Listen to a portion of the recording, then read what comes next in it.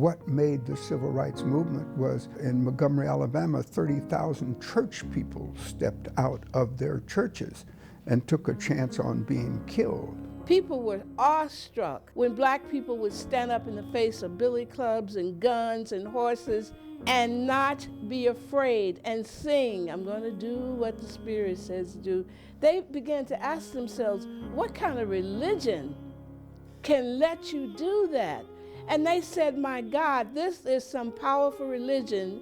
All the things that have been done to advance human civilization has been accomplished by people who put their religion to work. It has helped us to breathe when we were stifled by racism, by segregation, by slavery. It helped us to breathe, understand that there was a place of peace and a sense of purpose and belonging. When we went to church, we didn't go there to be socialized.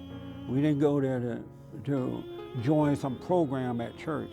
We went there to hear the truth and to be guided, corrected, rebuked. We have so many churches in so many communities, and yet those communities are experiencing the kind of degree of disintegration that is an indictment on people of faith in terms of their leadership. The church is doing its own thing in many cases and is not addressing what people need to be addressing. Since the 1970s, I think that we've seen a huge cultural shift, and I don't think it's been particularly positive. The whole issue of liberation in regard to black churches was an issue that was right there alongside the origin of black churches. That liberation theology plays itself out in how you treat your women, how you treat your mama, how you treat your sister, how you raise your sons.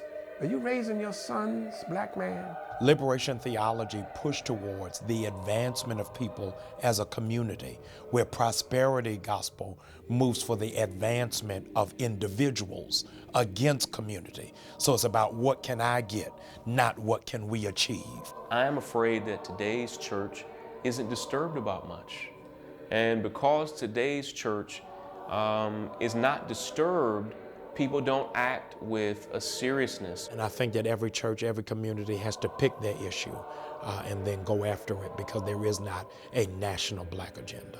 So if the brokenness is corruption, to name it. If it's HIV, to name it. If it's racism, to name it, and not to back away from that. When you live in a culture where, violence and crime is just an acceptable and normal way of life for young people to be shot at a bus stop in broad daylight, and nobody's outraged, nobody's, we just go on, business as usual. That's a cry that there's something in the culture that is inherently wrong.